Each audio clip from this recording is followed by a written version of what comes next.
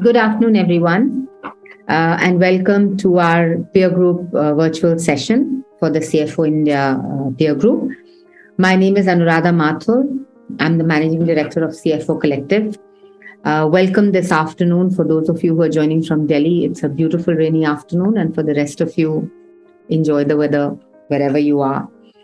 Our peer group sessions are a part of a series of engagements that we put together for our members. And the idea is to engage on and talk about themes that are relevant, that are contemporary, and where we can take some ideas or insights away from our speaker or from the discussion and almost implement it sort of Monday morning. The thinking behind our peer groups and the sessions, many of you who are familiar with us will know of this term called collective wisdom, right? We can all sit in our corners and think of how to cope with what's going around us, but there is a power in the collective. And that's really the idea behind here, because the things that we are dealing with, the things that we are coping with, are not from the past. We really do encounter situations that are current, for which answers don't lie in history. And therefore, the intention is one, for all of us to come together, but also invite people who have either dealt with or are spending their time thinking about or solving for some of the challenges that all of us feel somewhere in our systems currently. We held our annual conclave a couple of weeks ago, and there was a session there where we talked about coping mechanisms for leaders, and there was a strain there that pushed us to actually talking about what we are looking to talk about today, which is leadership burnout and the emotional agility you require to thrive at work in the face of burnouts or changing environments. So before we get started on today's session, I very quickly wanted to take the opportunity to let you know about our next big initiative, which is the 11th annual CFO Next 100, scheduled for 25th November in New Delhi. We look to identify stars amongst our next in line. So all of you who are on this program, on this session, and through people that you know, please do nominate people from your network and encourage other CFOs to nominate their next in lines. Also block the date, because we'd love to see you at our CFO Next 100. With that, I want to move into today's session. Lots of stuff has been happening. There is a conversation around the Great Resignation. Even as people started to talk about the Great Resignation, there was conversation around the Great Regret, that people weren't sure why they did what they did. Organizations don't know whether to respond to the resignation or the regret. Whose market is this? The fact is that the pandemic has changed a lot of rules for all of us. We thought about work a certain way. We thought about colleagues a certain way. We thought about workforces a certain way, but lots has gotten recalibrated. And I think, today when we sit and there's lots of other things happening, there's a war and there's elections and the Queen has passed away, we sometimes seem to forget how debilitating and how transformational the pandemic was for many of us. Things have been put in motion. I'm not sure we have the answers, but certainly there is a need for a recalibration and for all of us to sit and think about what we are seeing. Is it a blip? Is it a response to the pandemic? Has something fundamentally changed? And how are we meant to respond to all of this that is going on? Mental health issues are out there. They are deeper and more prevalent than ever before. Some of us struggle with figuring out the intensity of them. Sometimes we wonder with our workforces, are they just fragile? Because we didn't grow up in an environment where mental health was such a big issue. How seriously do we take it? How do we respond to it? Burnout symptoms, disruptions, uncertainty that are affecting businesses. And some of you may have seen a recent Deloitte survey that says almost 70% of executives consider leaving their jobs for workplaces and spaces that they believe care for their well-being. What does well-being encompass? Organizations that have been so focused on what they can measure, do what you can measure, And if you can't measure it, don't do it. Right? I mean, emotional well being. How measurable is it? How much can we focus on it? There's a conversation around burnout. I was interestingly at a meeting just 2 hours ago and met somebody who used to be an investment banker, changed lines, does something completely different. And I said, was there a trigger? And he said, it was burnout. I think we don't even recognize burnout. In our conversation with our guest speaker today, as we were planning the session, there is a conversation and a suggestion that a burnout can take 1 to 3 years to heal. What does a burnout look like? There's fatigue, feeling drained, changes in sleep patterns, appetite, lifestyle diseases. I mean, these seem like every day, everywhere around us. Emotionally, anxiety, self-doubt, being irritable, being angry, feeling listless, feeling trapped, feeling stagnant, despite everything being okay around us, feeling a sense of dissatisfaction. I don't know how familiar these are for how many people, but I know that it is more common than it has ever been in the past. So, with all of that recognition and some of these questions, do you feel cynical about things around you? How do you feel about this work situation, the people around you? Do you have to drag yourself to work? Are you excited? Do you feel others around you are having to drag themselves to work? There's a lot of these questions that make up the ultimate answer to whether you are facing a burnout or not, or are other people around you facing a burnout. As a leader, what does burnout mean for you, and can you recognize it in your work? How should you respond to it? If any of these things feel true, I think today's session is as important as it can be. We can't overstate its importance. And I'm delighted to welcome Executive Coach Shakun Khanna, who's a Master Facilitator of the Conscious-Based Leadership with the International Center for Contemporary Consciousness. He's going to talk to us about how leaders can manage personal burnout and how they can be emotionally nimble and agile to work through this. He also works at Oracle as Vice President and Head of SaaS Alliances and Channels, but his passion and his commitment to helping people be better and feel better is fundamental to who he is. So I'm delighted to have Shakun with us, and I'm going to ask him to talk us through in his time as an executive coach. I want him to contrast how things have been. He's been doing this for 15 years. How has he seen things change? What does he observe today? And then talk us through a little bit before we open up the floor to question and answers in terms of what are some of the tools and tricks and tips that you have for senior executives like the ones on our session today to be able to identify burnout and then cope with burnout. So welcome, Shakun, and over to you. Thank you so much, Anuradha. And I'm very impressed and fascinated that at your CFO group you're talking about this. This actually talks about or shows us how the world has changed and how far we have come. So it's a pleasure and a privilege to be here, discuss a couple of things, and in the process learn from everybody here.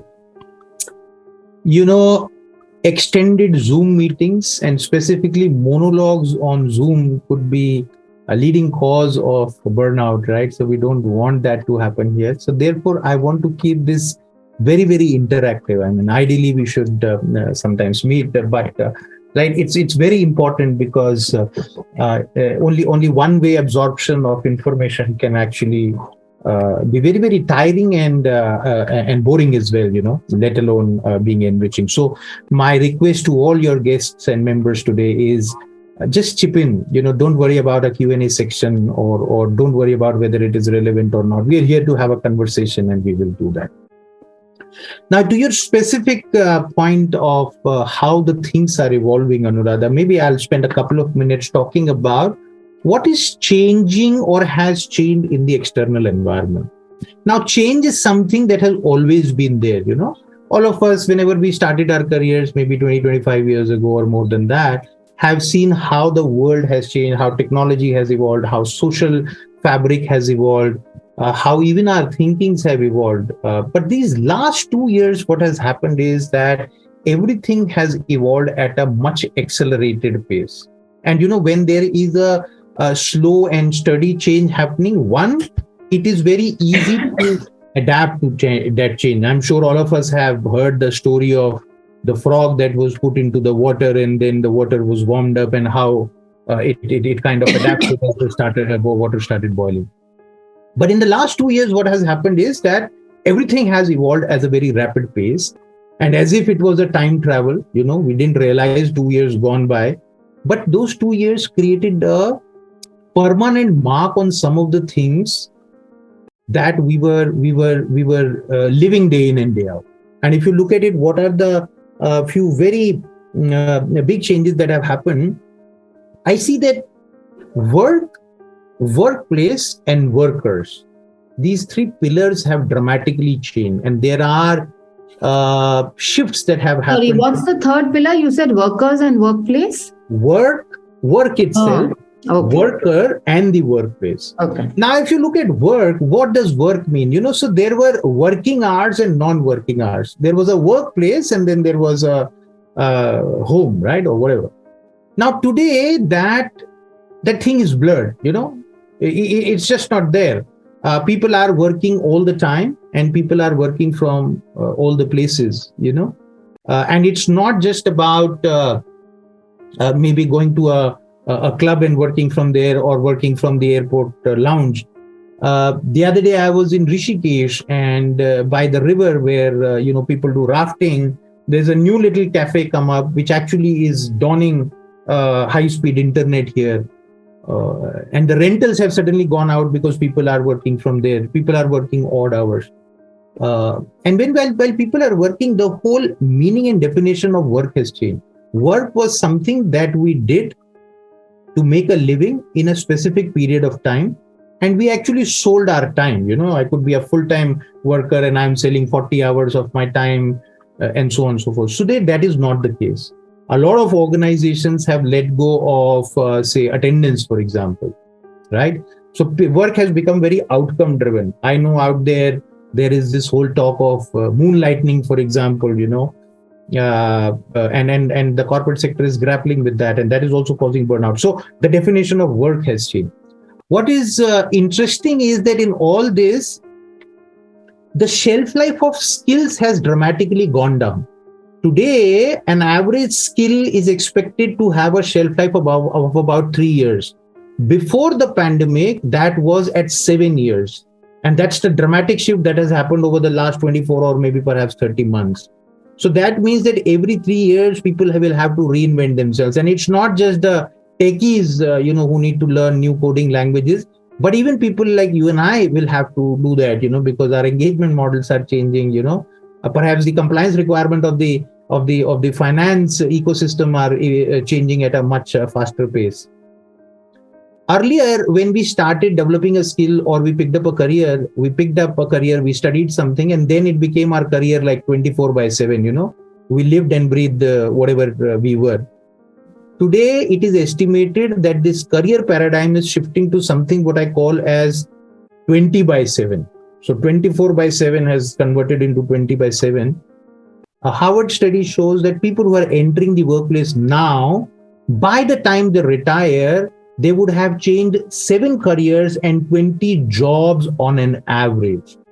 Now, when I say 7 careers, it means that today I could be a CFO, tomorrow I can become a wildlife photographer, third day I can start a bakery, then I can go back and start my career again in HR, and all these things are happening today. You mentioned about the meeting and the colleague that you met. I called up someone after a couple of years. I wanted some random advice from that person, a CMO of a very large organization. He said, "Yeah, Shakun, tell me what is it?"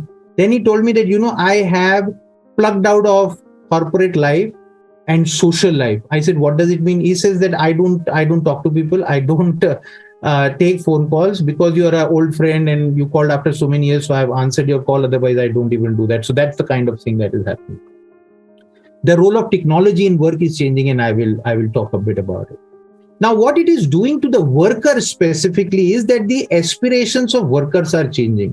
Now, if you have to change 7 careers and 20 jobs in your lifetime, it's very difficult to set a target and an ambition. Gone are those days that, unlike our generation where we all thought that one day we'll become a CEO and that's about it. That's not the case today. People are now wanting to move to smaller cities, for example, maybe have very flexible working. They are not fascinated by designations and so on and so forth. And that's creating a lot of stress for us as people leaders. And that's a very important place. Now, because people are working from these kind of scenarios, the business models are changing. There's a lot more disruption that is happening. And therefore, leaders and professionals need to be far more creative, far more innovative. And it's a very big dichotomy. They say innovation stems from teamwork when people meet and socialize. But now you have virtual teams. People are not coming to the offices. What do you do? Therefore, the generation is getting divided. There are people who believe that flexi working is great. There are others who believe it doesn't work.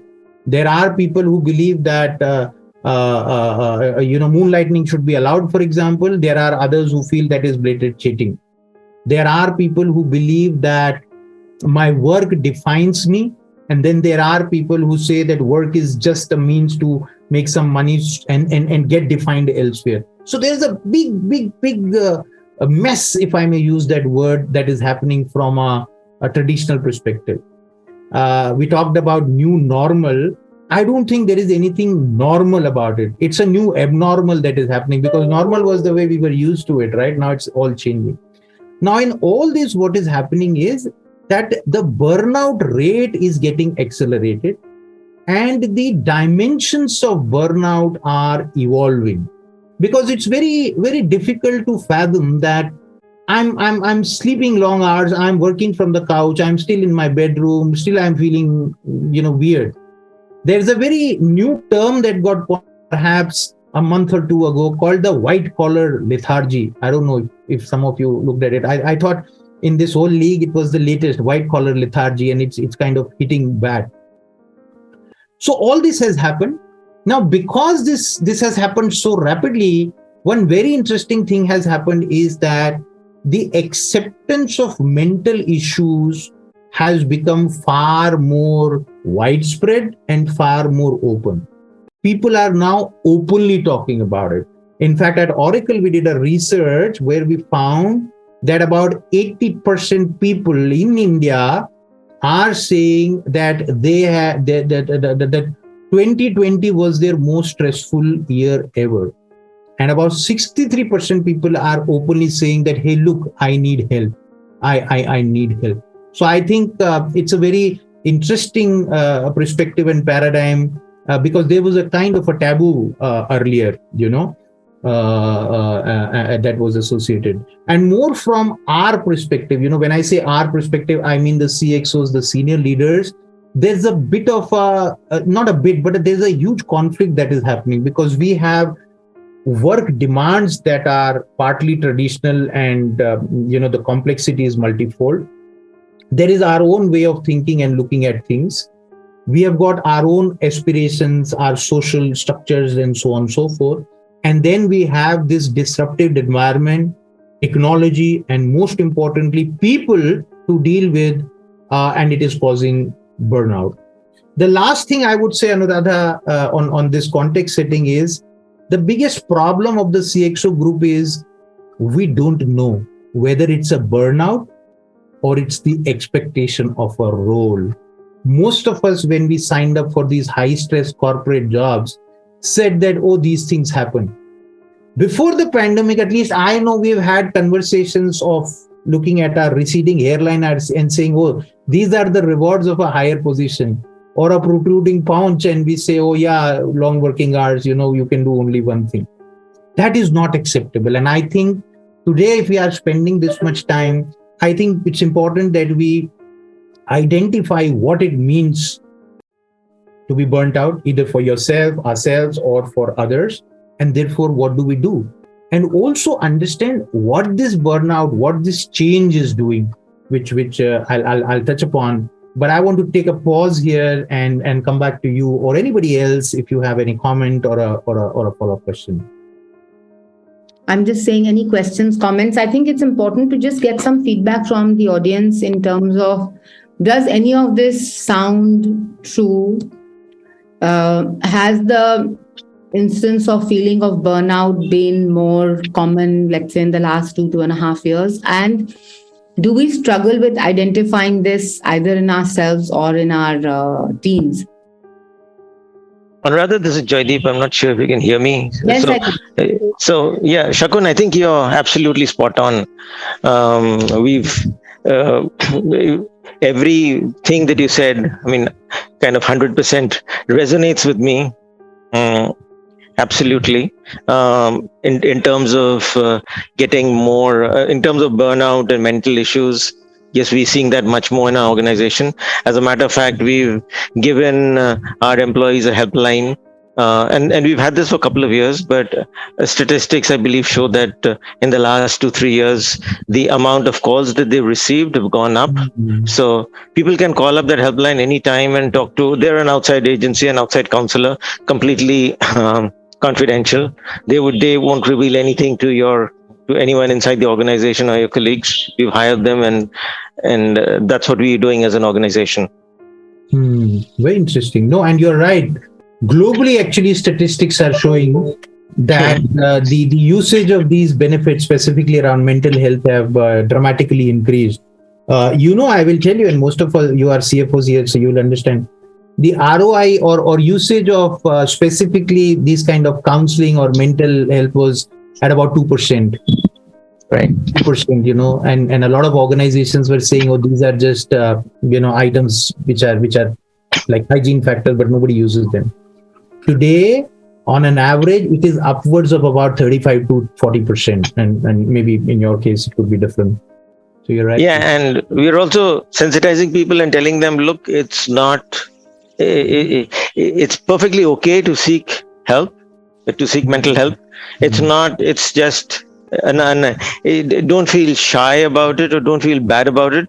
Otherwise, the old conception, ye to mujhe pagal bana denge. The people will think I'm a madman if I seek mental help. So it's just like any other mental, a physical situation that you might come up, like you get fever or you get a headache or something like that. So this mental issue is again something very similar to that. So, while these are very good, these are things that help us overcome the burnout, help us manage. I think we also as leaders need to take a step back and understand what is happening. Why is it so aggravated today, even though people are talking about it? So we just now talked about the four or five things that are shifting around the three buckets of work, worker, and workplace. So what is it doing? So first of all, I think the biggest culprit is this always on culture. With the mobile devices and with all sorts of things, we are always on. So it's like we don't have a compulsion to switch off, and therefore, even when we are holidaying, for example, I started my career when there were no mobile phones, let alone 5G smart devices. So that was the time when if you were traveling or you were holidaying, you were really holidaying because you were cut off and there was no means. But today that's not the case.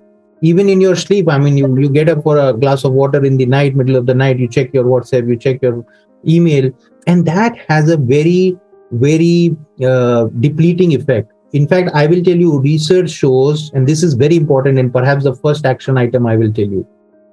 If you check your phone, then it takes about 20 minutes for you to come out of that mental turbulence that it has created to go back to sleep. So if anybody who gets up in the middle of the night, if you check your phone, trust me, you've spoiled your sleep. It is a big myth that you can check your phone and quickly go back to sleep. It doesn't work like that. Even if it works physically for you, mentally it is not working. There is research proving that. So you need to find a way to avoid that. I will tell you what I do. I actually keep my phones and all my devices outside of the room that I sleep, and I lock myself inside the room. And we have this rule in our family that we will not keep any device in the room that we will sleep. Now, does it have some challenges? Of course, right? One day, somebody was in an emergency situation. They kept on calling my phone. I didn't pick up, but yeah, I mean, they found help, right, or something. And then I do have a usual landline phone which can start screaming and shouting if that need comes. So that's a very important piece. This always on culture has to, not culture, always on habit has to go. Now the question is, where is this habit forming and coming? There's another interesting term called FOMO. We all have developed this fear of missing out, right? Nothing will happen if you will not. In fact, I will tell you, it's interesting. People take pride. I mean, I run a APAC role, and people take pride in the fact that, oh, I'm on a morning walk and I'm responding to emails. It's a stupid thing to do. No hell will let loose. There are people who do that. I asked someone that, when do you sleep? In my team, she said, yeah, I sleep, whatever. I said, no, but all the time your emails are coming.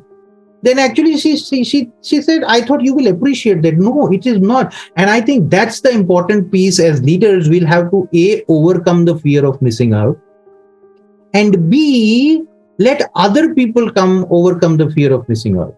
And there are people who don't understand. I will give you a very interesting example, an anecdote. Early in the pandemic, or middle of the pandemic, when all the companies moved on to flexi working, there were some weird things happening. For example, in one team or in one organization, they realized that the manager is insisting that the video should be on when you are in a meeting. Now, it's not possible. I may not have, I may not be just comfortable. I may be in a joint family setup. It could be anything. And people were just getting crazy about it. People were just, and a forward-looking organization actually released a memo saying that, look, the policy is, no, you don't have to do that. You don't have to do that. If you're not comfortable, don't do it. And it actually brought down the stress levels dramatically in the organization, because nobody thought about it. Middle-level managers thought that maybe this is a way to discipline, but it is not just a way to discipline, but it is creating a far bigger challenge there. Same is about attendance.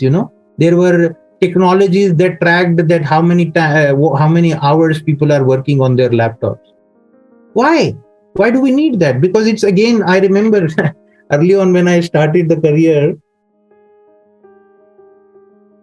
as a management trainee, I would play Pac-Man in the evening on my system, only waiting for my boss to go.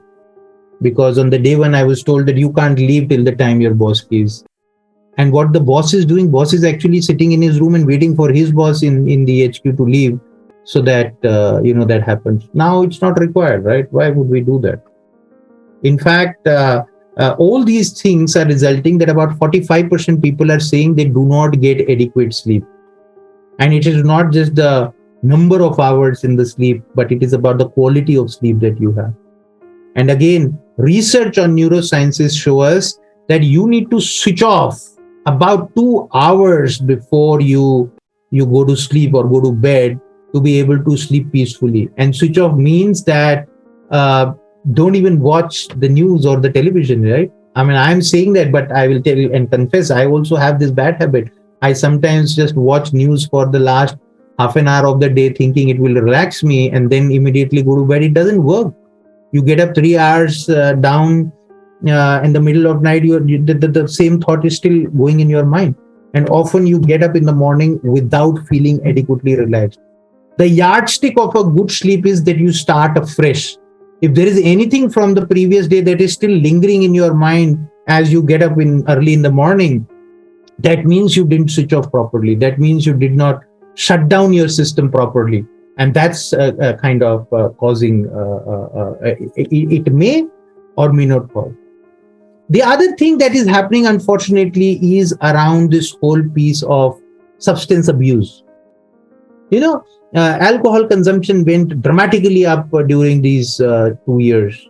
There are two types of people who became very healthy and fit because they went on the other side of the continuum. And then there were others who said, "Arey, my drinking has gone up or my smoking has gone up," and all sorts of things. An equal amount of people have gained tremendous amount of weight than the fitness. Only thing is that maybe out of shame they don't post on Instagrams and Facebooks, and we think that the whole world is working out and getting healthier. That's not the case actually, if you look at it. Because please understand, as a definition, we are saying that burnout is nothing but it is a result of chronic stress. It is a result of chronic stress, which could be mental or physical in nature, that has not been successfully managed. It's good to have stress. The point is, are we managing the stress successfully? And let me tell you, Virat Kohli, for example, has gone on record saying that how he was not able to manage his workplace stress and got into physical and mental trouble, which then translated. I don't know how many of you saw Prime Minister Modi was just interviewing him the other day on what was that, National Health Day or something like that. So important piece is for us to understand that whether the signs of burnout are showing or not, it is causing an impact. So like I said, if you don't switch off properly, it has an impact. It may not show. It's like smoking, right? I keep on smoking and say, no, I'm fit, I can run, I don't get any problem. It is impacting. And I think that's the biggest challenge out there, that people are not able to identify in time, or it's like today the weather in Delhi is very good, but another 2 months and it will become a gas chamber. And if I choose to live here, no matter what, it will have an impact. Shakun, there are a bunch of comments. I'm going to read them out. Please. So we can. Yeah. I'm not able to see the chat. So please, Anuradha. Yeah. So Ayush Saraswat says that to some extent, I agree with Shakun. However, I feel that there are multiple attributes. Some employees lose motivation when they don't feel recognized for the work done, which has been common in the last 2-3 fiscals due to COVID-related cost-cutting measures. 2, manager-employee relationship seems too objective. Earlier, leaders used to personally involve themselves with their staff and have a higher level of engagement. People are attempting too many low-hanging objectives, multi-skilling, needless chasing, social engagements, OTT platforms, etc. He said many people could be okay with business as usual. However, some like dynamism. Companies need to ensure that employee engagement is well taken care of and the dynamic leaders are kept well occupied with meaningful stuff. 100%. There's also a comment from Premlata. She says all of these things apply to us. The expectations from the organizations have increased manifold. People speak about work-life collaboration and not as a balance impacting physical and mental health. Absolutely. I totally 110% agree. I think this is exactly what we are saying at the next level of detailing. When we say that workplace stress that is not managed properly, a conversation could be a great tool of managing that stress. Recognition from ages has been one of the best forms of managing stress. Relationships, workplace relationships, personal relationships, very, very critical and important. And I think expectations are rising. However, when it comes to well-being, the buck stops at the individual, no matter what, right? And therefore, the most extreme choice is people logging off, right? People changing careers, people changing jobs. But if you really look at it, at an aggregated level, everybody has an option to slow down and switch off, right? The company expectations will not go up, but at least verbally, at least on the face of it, everybody is saying this is important. And the question is, what happens when people choose this way? Today, if you look at it, and I will tell you, it is also generational. Today, there is a particular generation which feels very comfortable in saying no. And then there is a generation that doesn't like to say no. I will tell you, in Hindi, there is a saying, and then I'll translate to the extent possible. But in Hindi, they say, "Sabse bada rog kya kahenge log." And a lot of times, as senior executives, we have grown up with that external validation is very important. So yeah, maybe expectations are high. What will happen if I don't achieve my targets? What will happen if I say, hey, look, this is my workout time or my yoga time, and I will not take a call? What will happen? Maybe some people will say, oh, he or she is not professional enough. Maybe somebody will say, you're not putting enough effort. So what will happen? I think that's where the challenge lies. And in the same society today, there are people who are increasingly saying no. I will not generalize it by saying millennials or Gen Z or whatever, but the world is divided into these two generations clearly. Just now before this meeting, I had a call, and we are doing a very large event. A lot of people are traveling, everything is happening. A very senior leader, he said that, look, I will come, but I will return back in the evening simply because it's my son's birthday the next day, and I will not work on that day, no matter what. And we were like bunch of people looking at it, and I thought of my daughter's first birthday when I did not attend that, simply because I was proving to myself or the world at large that I'm the most dedicated and the hardworking person. It's not worth it. So every point, Anuradha, that you mentioned from the chat, I agree 100%. But I think if we have to avoid the negative impacts of burnout, which will only hit us, it will not hit our brand, our organization. They may even pay for our repair, but it will impact us. And it is not just physical or mental burnout. People are having social burnouts. People are having emotional burnout. A lot of people are having financial burnouts, right? And these are well-paid people. It's not that, because what happens is that these kind of things then get into multiple things. It's not about whether I'm earning enough money or not. I can still end up into, you all are finance professionals, so you understand. So I totally agree with everything that is being said, but yet I'm saying the buck stops at us. The external environment may be different or change. I wanted to come in here, Shakun, and it's not like I want to play devil's advocate, but I do want to put another perspective out there. That one is this thing that you said about, son's birthday and whatever. I think that's great. But I also think that how do you make these decisions on a everyday basis, right? We make decisions every day. And I'll give you a very quick example. I used to have someone who used to work with me, 10 years ago. And I don't want to trivialize it, but from his in-laws, sister's birthday party, to the child's PTA, to some anniversary of the first time you met somebody, to whatever, everything was either he needed a break for, or he needed time for.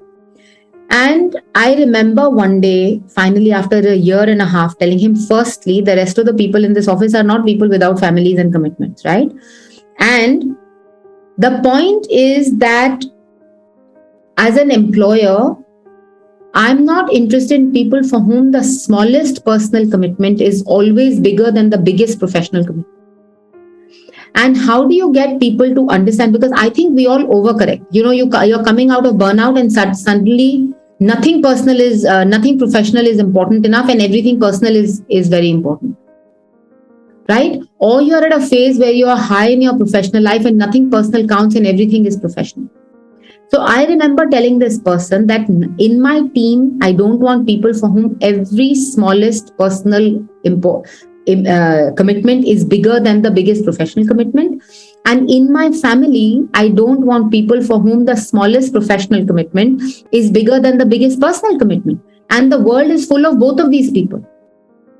How do you create a cadre of people who are saying, you know what, today it's time to be mom, today it's time to be MD, today it's time to be CFO, today it's time to be friend, today it's time to be daughter, today it's time to be mother, or a colleague, or whatever it is. That I think, how do we bring perspective, judgment, and enough, what I like to call sanyam, into yourselves to be able to say, I respect the professional I am, and I'm going to do the right thing by what needs me the most today.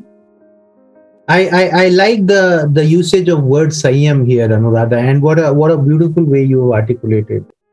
In the olden days, we would call this person, or we will question this person's professional maturity, right? I think professional maturity is something which is utmost important today. Let me coin a new word, because I don't have a ready-made answer to your question that how do we do that. I think there is a need for us to develop a wellness maturity.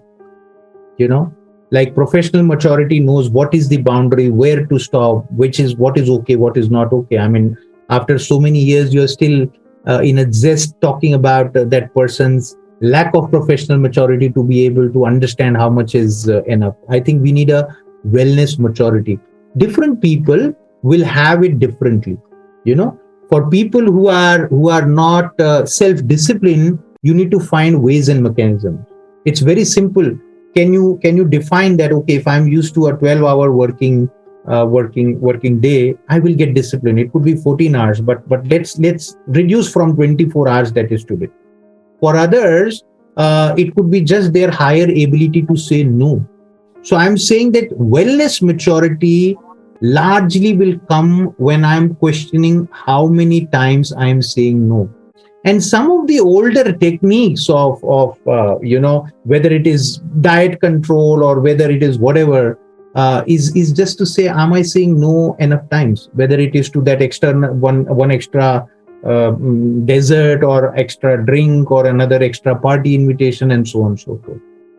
The I mean, problem is, again, Shakun, I want to comment to say this is very personality specific. it is I absolutely. think there is a whole bunch of people who need to learn how to say yes. And I think for well-being, it is equally important to be in service. I think we are juggling between, again, always two extremes. People who struggle to say yes and people who struggle to say no. Absolutely. And Right? wellness or well-being is all about finding that balance, Anuradha. There Yeah. are people. So I will tell you, for example, a lot of organizations have now introduced the concept of unlimited vacations, for example. Now, there is a big possibility that somebody might just misuse it, and that's where we need checks and balances. And you are very right. It's very difficult. It is. And by the way, lack of work or doing minimal work is not necessarily a cure for or a method to avoid burnout. The laziest of the people can get into that. It's about, do you have adequate stress, which is right up there, that your adrenaline levels are coming. So a By lazy. the way, I think that's a great term for everybody to take away, right? That what is adequate stress? That some stress is good, or some level of stress which shows engagement or whatever. Yeah. It'll be good for you to elaborate on what does adequate stress mean? Why is stress? Sure, I will tell you what adequate stress means, and that's a great thing. First of all, what we need to do, we need to define adequate stress levels for ourselves and constantly be there.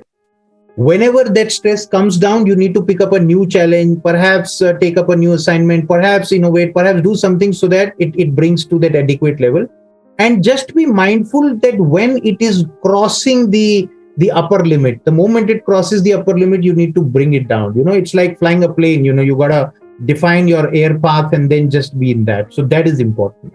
Now, what does adequate stress means? Different people means different. But if you look at the usual understanding from our perspective, what we say, first of all, we say that at least about 60% of your time you are engaged in work that you enjoy, you like, and it does not leave you totally drained out. They say that it's lonely to be on the top. I would say it is also draining to be on the top. So the step number one, Anuradha, would be to figure out at least 60% of your work is giving you positive kick. And again, I'm not saying it is about 60% of the time. It is not quantity, it is the quality. It's like reading a book or maybe working on a balance sheet or whatever it may mean, structuring. So if more than if more than 40% of your work is like what is bringing this white collar lethargy, I think that's the first red flag. It could be for you, it could be for your team. And how do you understand? That's where the flow is. You are not procrastinating that work. You're trying to be always there, constantly to there. Therefore, what will happen, Anuradha, automatically, this kind of work never leaves you stressed out or burnt out or tired. You may be physically tired a little bit, which is fine, but you will not be mentally drained. And we've all seen that, right?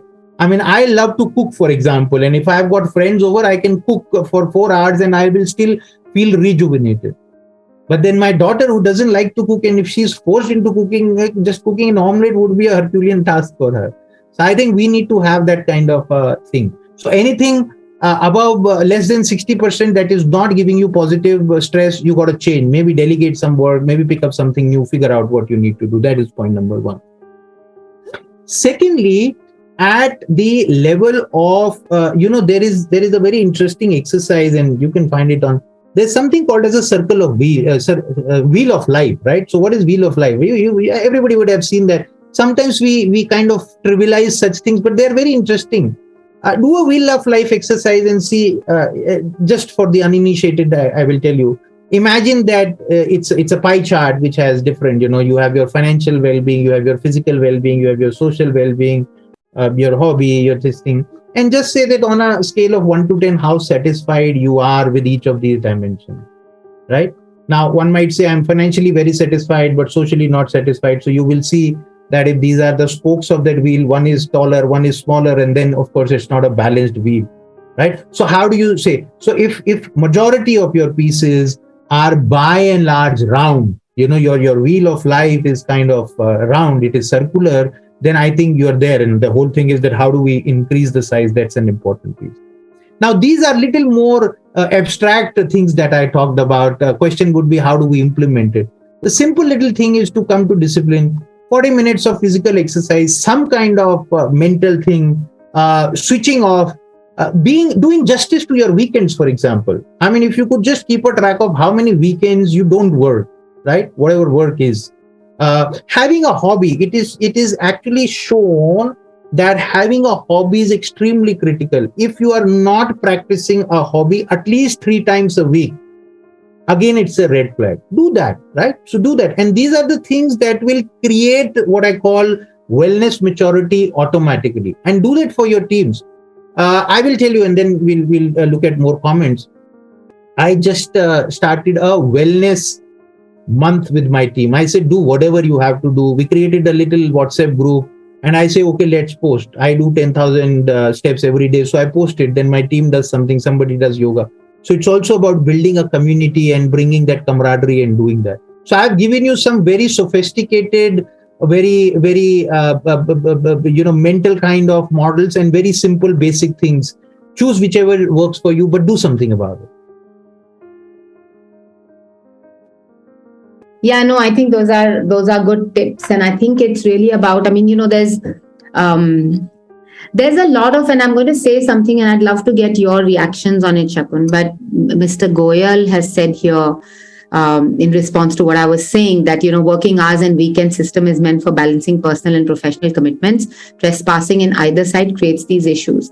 And I have to say that, I'm certainly one of those people who, it's not just 60%. I have actually been privileged enough to actually very seldom have had days where I haven't enjoyed my life.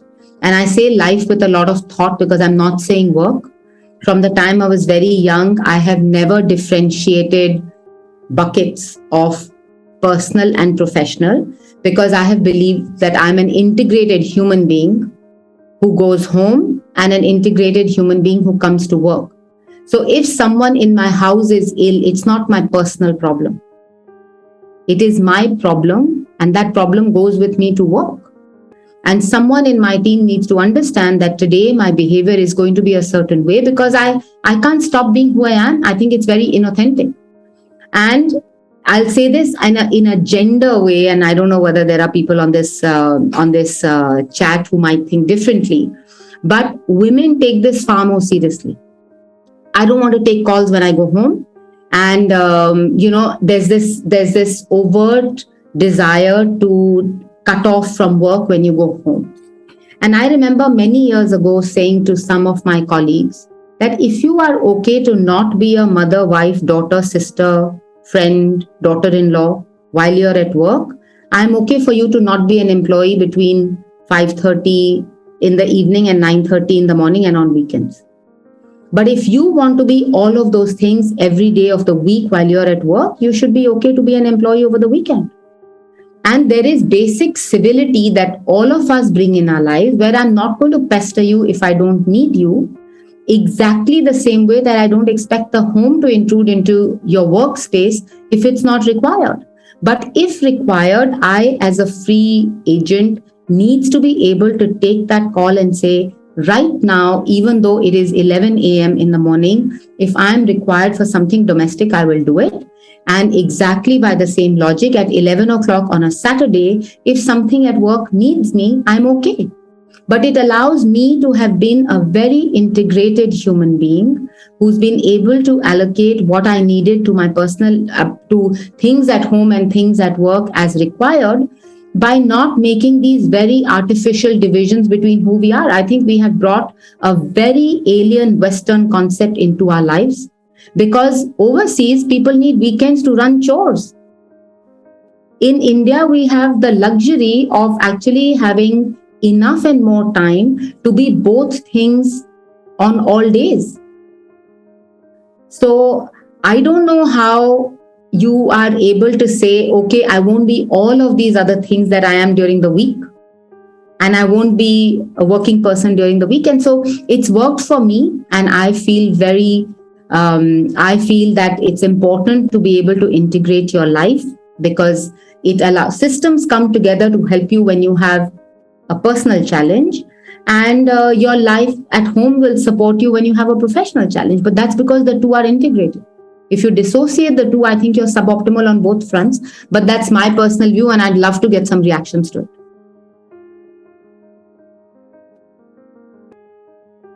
The reason I'm not reacting, because I totally agree with what you're saying. It is, Mahatma Gandhi, by the way, said you can't be two different people. Life is one single whole. You can't live your life in departments. So totally with you. I think the problem here, and what you have solved for yourself, and a lot of others should do it, is about liberation. It's about acceptance. We've got our own what you call, mental blocks. I'll share an incident with you. I was coaching a very senior leader. He said that I don't know what has happened. There was this great person in my team, a lady, by the way, and she's great, best resource, but I don't know, whatever has happened, she's just not able to work remotely. I said, what happened? Then we did some coaching. I said, go figure out something. Next day he calls me that, Shakun, I'm in a big problem. I said, what happened? He said that I just came to know that she has a big challenge and a problem with her mother-in-law. And because of that, they live in a joint family and really can't. Now, what should I do? What? I said, actually, whether you like it or you don't like it, you will have to resolve her mother-in-law problem. You can't run away from it. You can't say that, oh, it's mother-in-law and you and ye sab ghar mein hota hai, saas bahu, whatever it is, I don't know. It is impacting that human being. And at least the first step is that human being has shared the real vulnerability with you. You can't expect. I'm not a machine that you can switch off a particular functionality and then expect me to work. And I think that's a very, very liberating thought for the leaders, that we need to accept what is happening. I mean, we grew up in the environment where people would not even say that I'm having a headache. Forget about these things. Today, at least, we have seen in a single generation, people are saying, hey, look, I'm feeling depressed. I need help, right? So you are right, Anuradha, and I'm glad that you found that liberation, or you were born liberated, and that's how it should be. And when that happens, people work more hours, people are more productive, and there's seams of research available showcasing that. Yeah, no, I definitely live like that, but in this case, we have last. It'll be great to get some more. It'll be great to get some more reactions. What are some open questions for mental health? I mean, to test the mental health. Somen Datta is asking, are there open questions to test for mental health? TD Goyal, I fully agree with every human being. One integrated person cannot be two separate, one at work, at home. But that's great. Agree with Anuradha, we are integrated human beings. Vikram, I very rightly said, but at the same time, the person as a manager and as an employee should be able to understand and judge the difference of priority. Of absolutely. Once we see this behavior, organization managers more than willing. Yeah, absolutely. I agree with that. Yeah. There is only one question, and it's an age-old question. The question is, how are you? You know what is ironical, Anuradha and ladies and gentlemen here? We randomly ask this question, and we don't even wait for the other person to answer that. If the other person answers, the other person's answers gives a hypocritical answer to a hypocritical question. My only humble request is, let's not ask how are you if we don't have the time, patience, and the intention of really probing into that person, that how he or she is feeling. How many of us have the guts today or the environment today that I can say that on a Monday morning, no sir, I'm not feeling well, I'm feeling frustrated, I want to throw this computer away. So if we can develop as leaders that kind of an environment where when you ask somebody how are you feeling, he or she is open enough, comfortable enough to answer that real question, and then you can set aside everything and address that. Trust me, that 15-minute, that 20-minute will yield much greater employee engagement, much greater productivity, much greater whatever financial matrix you may have. Sorry, I want to go back to Somen's question. Somen, I don't know whether you can explain this question more when you say what are some open questions for mental health. I mean to test mental health. And I'm not sure, Shakun, whether this is coming just from being able to understand it or for the fact that it has become such a standard refrain across the system that you sometimes don't know what to do with it. Yeah, I'll wait for the clarification on the question. So while Somen is typing that, I'll tell you, there are, by the way, a whole lot of free resources like simple quizzes available online also that you can take to kind of do a little, like I gave you the example of the Wheel of Life exercise. Today, there are some quick questionnaires that you can take and kind of get a little assessment of where you are on a burnout scale, or I mean, I can send maybe a link or two, Anuradha, to you to circulate it to everybody. That's also a way of looking at it. But I don't know if Somen has clarified the question further. He hasn't actually. I don't know whether he can hear us or I'm not sure, but maybe I think for you to just I mean to say any form of questionnaire or something that we can taste it in the form from organization point of view. That's why I asked the question, because not for like a denial, how are you and something that. Any form of series of question on something, 1 and 2 and 3. As I mentioned, that's why I am asking for that. Yeah, as I mentioned, there are, and I will try and pull out 1 or 2 and send it to Anuradha, who can then perhaps circulate to everybody. These are simple questionnaires that ask you simple questions and give you like a score or a bar chart of where you are. Correct. Yeah, they are available. Yep. Okay, great. Okay, any other comments? I mean, I think this is, it's a common struggle for all of us. But I think the real takeaway is that somewhere, instead of assuming that your mental health or your well-being can be taken care of by a more caring organization, I think the truth is that somewhere the responsibility of our well-being really does lie with us. The fact that we are all a part of an environment where our need to understand our well-being is higher than ever before. It's an unknown territory for most of us, and therefore it's important to be vigilant. And the small tips and tricks, if you recognize FOMO in yourself, please try and cope with it. Shakun, I have to tell you that I've been named the JOMO Queen, which is on the joy of missing out. Wow. Yeah, I'm not sure it's a good thing. It's not. I'm not called that as a compliment, by the way, huh? But no, but I would like to experience the joy of missing out. So it's very, again, liberating. It's gone. So what? Let go. I would still, yeah. But I think really it is somewhere taking the effort to understand our own mental health, acknowledging that a mental health situation is not a weakness. It's a reality of the world that we live in. Doesn't have to do anything with our own personal being, character, whatever else.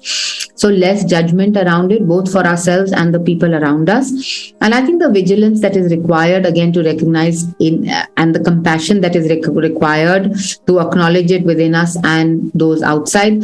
But small things, digital detox, time for yourself, picking up one thing that makes you feel good, whether it is yoga or art of living or therapy or running or exercise or whatever it is. I think these are very simple rules.